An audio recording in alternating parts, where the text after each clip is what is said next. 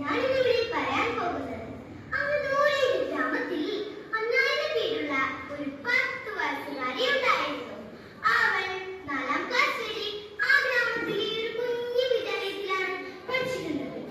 5ാം ക്ലാസ്സിലേക്ക് അവൾക്ക് നഗരത്തിലെ ഒരു പ്രമുഖ വിദ്യാലയത്തിലേക്ക് പ്രവേശനം ലഭിച്ചു. ഇതറിഞ്ഞപ്പോൾ അവൾക്ക് ഒരുപാട് സന്തോഷമായി. അങ്ങനെ അവൾ സ്വപ്നം കണ്ട ആ ദിവസം വന്നെത്തി. അവളുടെ അച്ഛനും അമ്മയോടുമൊപ്പം ഒരു കുഞ്ഞു പൂമ്പാറ്റയെ പോലെ പാറി പറന്നവൾ വിദ്യാലയത്തിലെത്തി. വളരെ ആകാംക്ഷയോടെ അവൾ ക്ലാസ് മുറിയിലിരുന്നു. അന്നയുടെ കുഞ്ഞെടുപ്പുകൾ താനൊരു പാവപ്പെട്ട കുടുംബത്തിന്റെ ഭാഗമാണെന്ന് എടുത്തു പറയുന്നുണ്ടായിരുന്നു. അധികം വൈകാതെ അവളുടെ അധ്യാപിക ക്ലാസ് മുറിയിലെത്തി.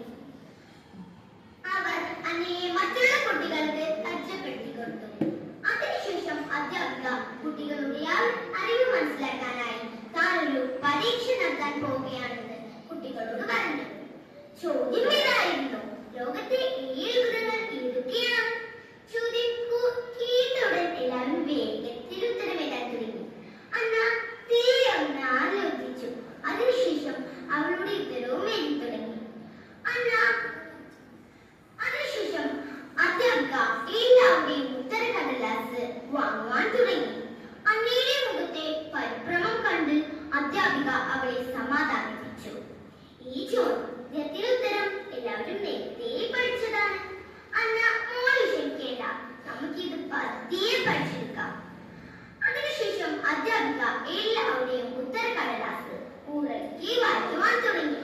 താജ്മഹൽ, ചെന്നൈയുടെ വൻമതിൽ തുടങ്ങി എല്ലാവരും ശരിത്തരം എഴുതിയിരുന്നു.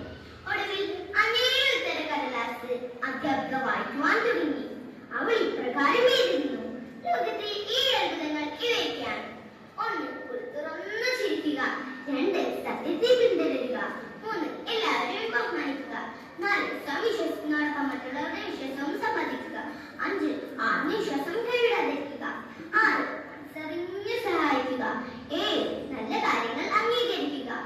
അധ്യാപിക ഇത് വായിച്ചു കഴിഞ്ഞപ്പോൾ ക്ലാസ് നടന്നു നിശബ്ദമായി. മനുഷ്യൻ നിർഗമായ ഈ അത്ഭുതങ്ങൾ കാണാതെ പഠിക്കുന്നതിനിടയിൽ ദൈവം നമുക്ക് സമ്മാനിച്ച അത്ഭുതങ്ങൾ മറ്റുള്ളവരെ ഓർമ്മപ്പെടുത്താൻ ഈ കൊച്ചു കഴിഞ്ഞു. കൂട്ടുകാരെ, അറിവ്